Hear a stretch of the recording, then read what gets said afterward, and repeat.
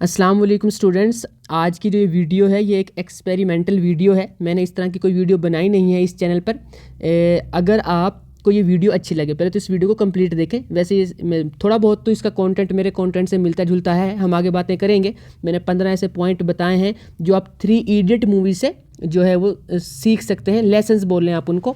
और अगर आपको इस टाइप की और वीडियोस चाहिए ना इस चैनल पे तो मुझे कमेंट्स में ज़रूर बताइएगा। बाकी जो हमारा पुराना कंटेंट है कैरियर काउंसलिंग से रेलिवेंट वो आता रहेगा चैनल पर। मैं थोड़ा इनएक्टिव इस वजह से था इस चैनल पर क्योंकि वो मैंने जो सर अरबाब चैनल शुरू किया था उस पर काफ़ी वीडियोस डाली हैं। अगर आप स्टूडेंट हैं 9, 10th, 11th, 12th इन 4 क्लासेस के स्पेशली जो स्टूडेंट्स हैं वो सर अरबाब जो मेरा दूसरा चैनल है उसको भी ज़रूर विजिट करें। काफ़ी इन्फॉर्मेटिव वीडियोस आपको वहाँ पे मिलेंगी। बट यहाँ पर कैरियर काउंसलिंग का कंटेंट आता रहेगा। और अगर आपको इस टाइप का कंटेंट भी यहाँ पर देखना है तो मुझे कमेंट में ज़रूर बता दीजिएगा। अब हम देखते हैं कि कौन से हैं वो ऐसे 15 लेसन जो हम 3 इडियट मूवी से देख सकते हैं, मतलब सीख सकते हैं। देखिए जी, पहला है फॉलो यूर पैशन। ये मैं बहुत दफ़ा बोल चुका हूँ, अपनी तकरीबन हर 4th, 5वीं, 10वीं वीडियो में बोल रहा होता हूँ कि भाई जो काम पसंद है वो करो, जिस काम में दिल लगता है वो करो, और जिस काम में दिल लगता है काम भी वो करो, और जिस पढ़ाई में दिल लगता है वो वाली पढ़ाई करो। अगर तो घर वाले मेडिकल कह रहे हैं पर आपको इंजीनियरिंग अच्छी लगती है तो घर वालों को मना के इंजीनियरिंग में चले जाओ। इस पर मैं आगे और भी बात करूँगा, पर मेरा कहने का मतलब फर्स्ट पॉइंट में सिर्फ इतना है कि स्टडी भी और काम भी वो करो जो करना आपको अच्छा लगता है, मजबूरी में नहीं करो वरना उसके बहुत डिसएडवांटेज होंगे फ्यूचर में। सेकंड पॉइंट ये है कि apply knowledge in your life. जो आपके पास नॉलेज है ना उसको लाइफ में अप्लाई करो। एक्चुअल में होता ये है कि हमारे पास नॉलेज होता है, हमने उसको लाइफ में अप्लाई नहीं किया होता तो वो बेकार है नॉलेज। ऐसे नॉलेज का कोई फ़ायदा नहीं जिससे आप फ़ायदा नहीं उठा सकते। मैं ऑनेस्टली बता रहा हूँ आपको। तो नॉलेज होता ही वो है जिससे आप फ़ायदा उठाएं, और फ़ायदा कब उठाओगे जब उस नॉलेज को अप्लाई करोगे लाइफ में। तो रियल लाइफ के अंदर नॉलेज को अप्लाई करना शुरू करें, देखें किस चीज़ से कहाँ फ़ायदा उठाया जा सकता है। नेक्स्ट थर्ड पॉइंट है कि भाई दिल से पढ़ो, डर से नहीं पढ़ो। अब जाहिर सी बात है दिल से पढ़ना ही चाहिए ना, ऑब्वियसली। डर से कब तक पढ़ लोगे? 9, 10th कर लोगे, 11, 12th कर लोगे, मजबूरन कोई घिसी पिटी डिग्री कर लोगे डर से। लेकिन पॉइंट ये है कि अगर तुम दिल से पढ़ो, सोचो एक दफ़ा, आपको चीज़ों की समझ हो और दिल से आप पढ़ो तो आप कितना आगे जा सकते हो।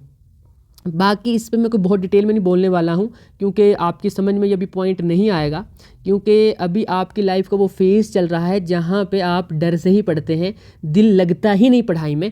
उसमें मेरा ख्याल है कि टीचर्स की भी किसी हद तक गलती है, हमारे पेरेंट्स की भी गलती है कि हम वो इन्वायरमेंट नहीं दे पाते, हम चीज़ों को इस तरह से एक्सप्लेन नहीं कर पाते हैं, स्पेशली टीचर्स के बच्चों का इंटरेस्ट डिवेल्प हो। बाकी मैंने थोड़ी बहुत सारे अरबाब चैनल पर ट्राई की है और मैं करता भी रहूँगा कि बच्चों को किसी तरीके से पढ़ाई में बच्चों का मतलब दिल लगाया जाए पढ़ाई से। बाकी जो है सजे खब्बे जो दिल लग रहे हैं इस एज में, उनसे अच्छा है कि पढ़ाई के साथ दिल लगे। जिन कामों से डरना चाहिए उनसे डरते नहीं है, जिस काम में दिल लगना चाहिए यानी कि पढ़ाई, उससे दिल लगता नहीं है। खैर आगे चलते हैं। फोर्थ पॉइंट है हमारा वो ये है कि भाई कोई भी जो चीज़ है ना उसको क्वेश्चन करो, और क्रिटिकली थिंकिंग आपके लिए लाजमी है। प्लस आपके अंदर क्यूरियोसिटी होनी चाहिए, चीज़ों को सोचो समझो जानो, क्वेश्चन करो चीज़ों को। जैसे कि 3 इडियट मूवी के अंदर जैसे ही वायरस यानी कि प्रोफेसर साहब, मैं उनको वायरस ही बोलूँगा क्योंकि उनका नाम ज़्यादा वायरस मशहूर है, और बाकी मैं उनकी रिस्पेक्ट करता हूँ। एक लाइक पर्सन थे, स्टूडेंट भी लाइक थे और टीचर भी लाइक थे। बाकी हम तो मतलब जो हैं वो मूवीज़ के अंदर हमने टीचर्स को विलन पोर्ट्रे करना ही होता है 90% मूवीज़ में। अब और 90% टीचर हैं भी मतलब इस तरह के, मैं क्या कह सकता हूँ उनको। बट मेरा पॉइंट अभी टीचर्स पे बहस करना नहीं है, मैं खुद भी टीचिंग करता हूँ। बट मैं यहाँ पे ये कह रहा हूँ कि जब वो एक सीन आता है वहाँ पे जो प्रोफेसर हैं वायरस, वो ये कहते हैं कि ये मेरे पास स्पेस पेन है और ये साइंटिस्ट ने लाखों डॉलर्स लगा के बनाया है, और वहीं पे आ जाता है जी रेंचो के दिमाग में क्वेश्चन। बाकी सब ये अच्छा, उसकी ऑफ़र ये होती है कि ये पेन मैं उस बंदे को दूंगा जो एक्स्ट्रा ऑर्डिनरी होगा, जो लाइक होगा, जो मेरी तरह का होगा, ये मुझे मेरे सर ने दिया था, मैं आगे किसी और को दूंगा। अब उसमें सब सोच रहे हैं कि मुझे मिलेगा, इसको मिलेगा, उसको मिलेगा, मैं लूँगा जी ये पेन, ये है वो।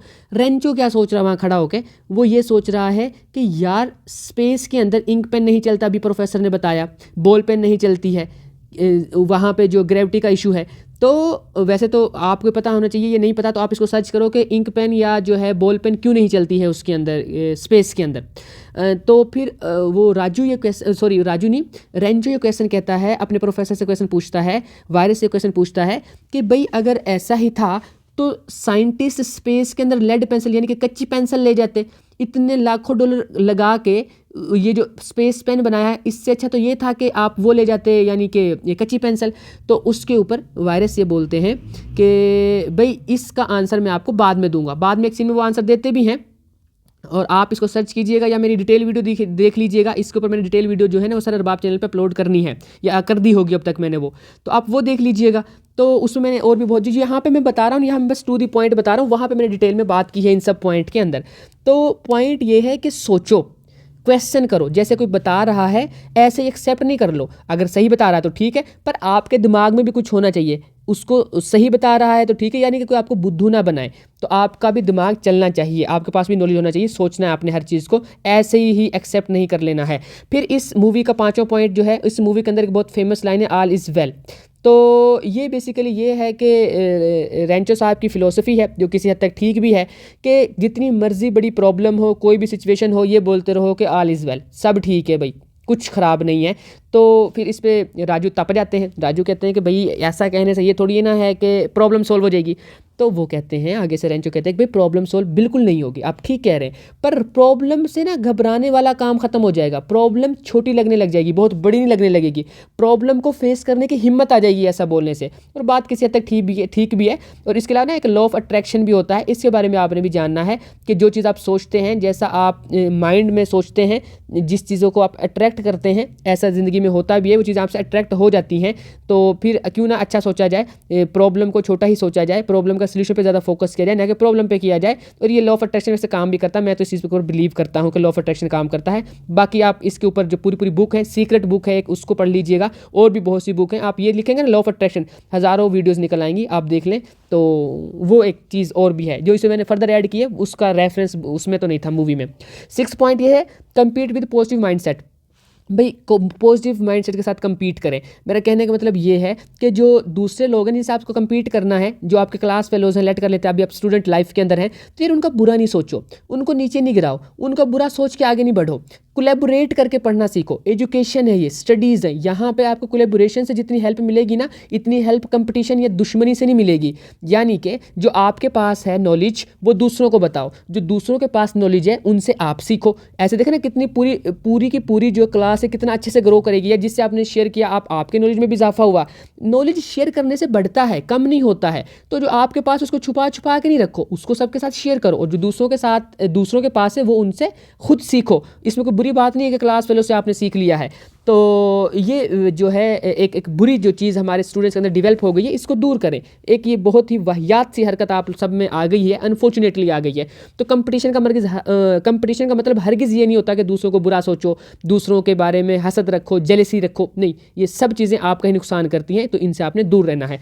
नेक्स्ट पॉइंट ये है कि कॉन्सेप्ट को समझें, रट्टा ना लगाएं। जी, सबसे बड़ा मसला ये है हमारा कि हम रट्टा लगाते हैं। भाई रट्टा लगा लो, क्योंकि नंबर भी चाहिए। मैं इसके अगेंस्ट नहीं हूँ कि भाई रट्टा लगाओगे, क्योंकि सिस्टम ही ऐसा बकवास किस्म का सेट हो चुका हुआ है अब कि हमें रट्टा लगाना पड़ता मजबूरन, वरना नंबर नहीं आएंगे तो अगली क्लासेस में एडमिशन नहीं हो पाएगा। आगे तो वैसे कंपटीशन बहुत हाई है, बहुत ज़्यादा नंबर चाहिए। रट्टा लगा लो, पर पहले समझो, पहले चीज़ को अच्छे से समझो, उसके कॉन्सेप्ट को समझो इन डेप्थ। उस चीज़ को समझने के बाद फिर रट्टा लगा लो, उसको मेमोराइज़ कर लो, इट्स ओके। बल्कि रट्टे से अच्छा वर्ड है मेमोराइज़ कर लो आप उसको, ठीक है, लेकिन पहले चीज़ों को समझें ज़रूर। 8th वाला पॉइंट है कि don't give up, suicide is not. भाई देखें, इस मूवी के अंदर ना एक बंदा सुसाइड कर लेता है, तो किसी भी चीज़ का सुसाइड सोल्यूशन नहीं होता है, सिंपल सी बात है।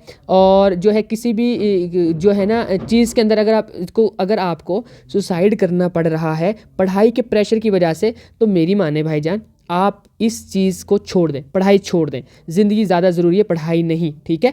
और या फिर उस प्रेशर को सुकून से बर्दाश्त करना सीखें। नेक्स्ट पॉइंट जो हमारे पास आता है वो है कैरियर काउंसलिंग का। आज के इस दौर के अंदर कैरियर काउंसलिंग बहुत ज़रूरी है, और हमारे यहाँ पे तो कैरियर काउंसलिंग का बिल्कुल भी ट्रेंड नहीं है।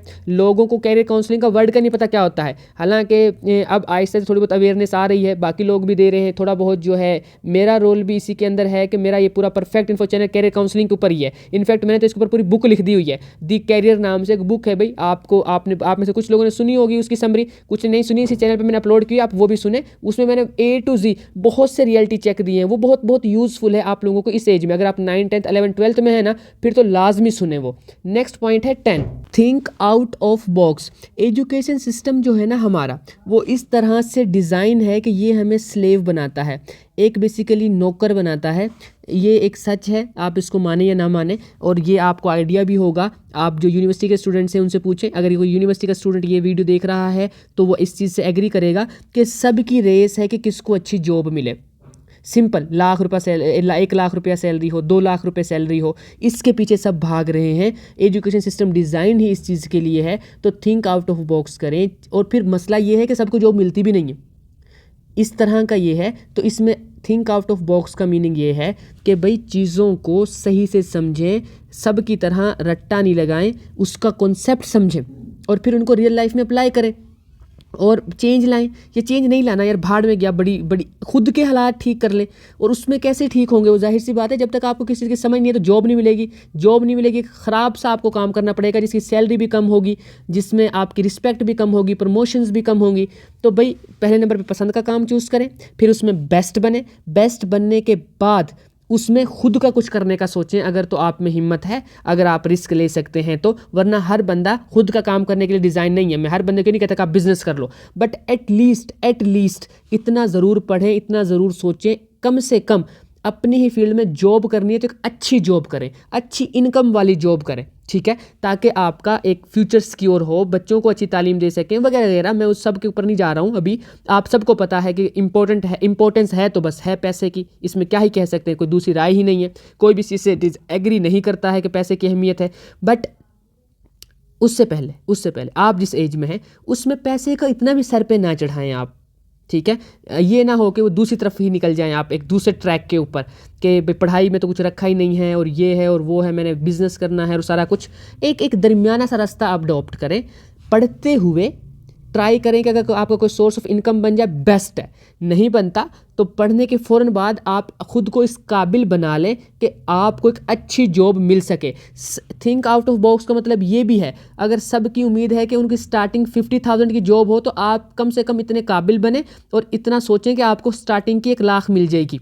इतना खुद को बनाएं, ये है थिंक आउट ऑफ बॉक्स। अगर सब जॉब का कह रहे हैं, आप अपना काम का कहो, ये है थिंक आउट ऑफ बॉक्स। सब रट्टा लगा रहे हैं, आप चीज़ों को समझ रहे हैं, ये है थिंक आउट ऑफ बॉक्स। जो सब कर रहे हैं उनसे थोड़ा डिफरेंट करना। अगर सब ठीक कर रहे हैं फिर तो वही करोगे, अगर सब गलत कर रहे हैं, भेड़ चाल है, तो आप उनसे डिफरेंट सोचो, थिंक आउट ऑफ बॉक्स करो। 11 वाला पॉइंट है एक्सीलेंट बनो। अब ना ये इसमें बहुत बड़ी प्यारी लाइन है इसकी 3 इडियट मूवी की। वो कहते हैं, आमिर खान उसमें ये कहता है कि एक्सीलेंस का पीछा करो, सक्सेस जो है झक मार के आपके पीछे आएगी। और ये बात 100% ठीक है। मैं आपको गारंटी करता हूँ, आप जिस मर्जी फील्ड को चूज़ कर लें, फील्ड आप अपनी पसंद की रखें, बस उसमें आपने बनना है बेस्ट बनने की देर है। आपके पास ना जॉब की कमी होगी, ना पैसे की, ना रिस्पेक्ट की, और ना ही जो है ना कह लें आप किसी चीज़ की कमी नहीं होगी। हर चीज़ फालतू एक्स्ट्रा।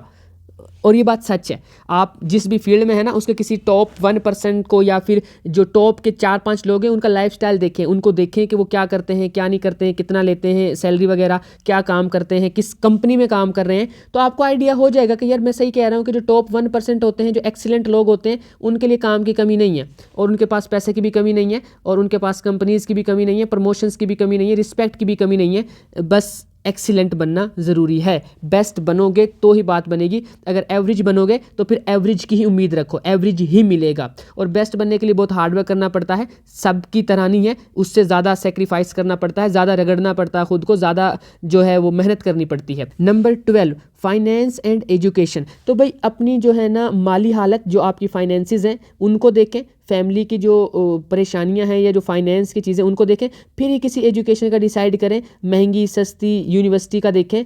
फ्रेंड्स उस तरह के बनाएं आप जिनके अंदर आप कंफर्टेबल हैं। अगर आपके पास पैसे ना भी हों तब भी आपको कुछ भी, मतलब ये ना हो कि फ्रेंड ऐसे बना लिए कि आपके पास पैसे नहीं है और आप एहसास कमतरी का शिकार हो गए हैं, डिप्रेशन में चले गए हैं। उन चीज़ों से ज़रा अवॉइड करें और विशेज़ भी अपने इस तरह से रखें।